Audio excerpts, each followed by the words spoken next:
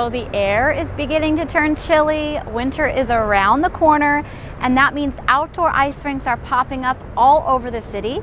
This is honestly one of my favorite times of year because people who've never skated before give skating a try for the first time, and for more seasoned skaters, these winter ice rinks give us an opportunity to just remember the pure joy of gliding around the ice.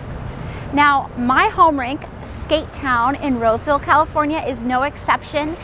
We have an outdoor rink being built right now. Now, normally we have a big grassy section on the side of the ice rink that people use for off-ice drills, warm-ups, stretching, that kind of thing. But in the course of just 2 weeks, this area is completely transformed into a winter wonderland ice rink.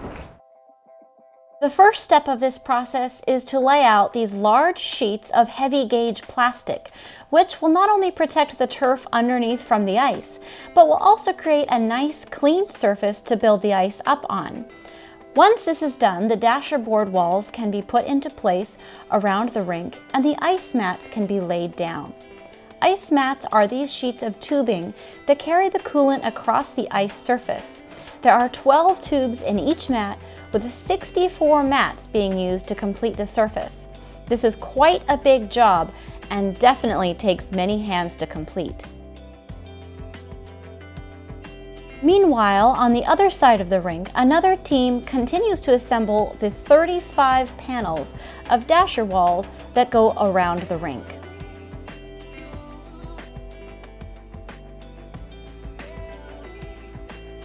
The next step is to attach these 2 long pipes to the back side of the rink. Once these are up, the 768 ice mat fittings can be attached. It takes 4.5 to 5 hours to attach all of these fittings. Each creates a loop that carries the glycol coolant from the chiller across the ice surface and then back to the return pipe and then back into the chiller for reuse. If any of these fittings gets crossed by accident, it throws off this whole process, so this is a task that must be done with care. Okay, so it's a big day in the ice rink build. The chiller was brought in yesterday, which means tonight we can start building the ice. As you can hear, it's running, woo, and the glycol is pumping into those mats. So they're getting really cold, so when we start laying on that ice tonight, it'll start freezing right away. Bringing the chiller in is a big milestone for the rink build. It is brought in on a flatbed truck and lowered into place by a crane. Once it's in place, hooked up, and filled with about 1,000 gallons of food-grade propylene glycol coolant, then we can begin making ice. The glycol will be pumped through the mats where it absorbs the heat, allowing ice to form. It will then circulate back to the chiller where the heat is expelled through the air. The glycol is then brought back down to 5 to 10 degrees before it goes back out into the ice mats and does the job again. The mats are swept and cleaned, and then once the sun goes down and the temperature drops, we will begin to make ice. To do this, we have sprinklers set up all around the boards, which will lay a thin sheet of water at regular intervals all night long. As you can see, a thin layer of ice has begun to form as those water droplets hit those freezing glycol-filled mats.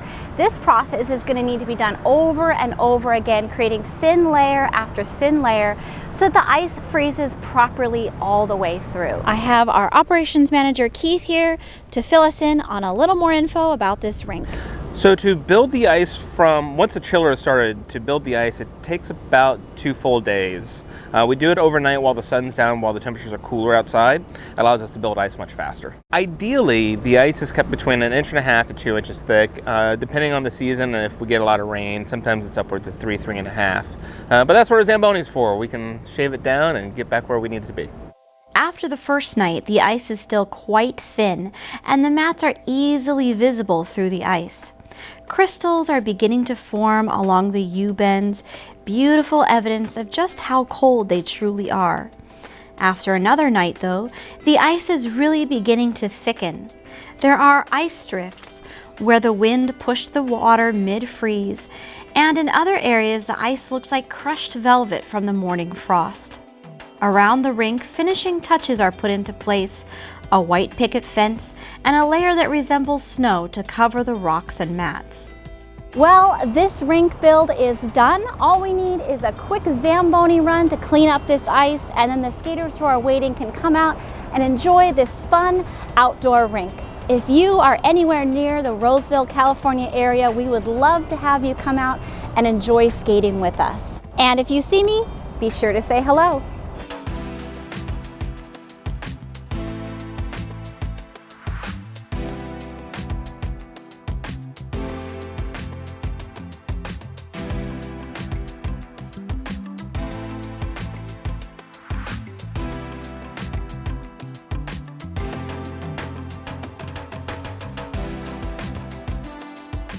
Well, skaters, I hope you enjoyed this. Maybe you learned a little bit something new about the rink build process.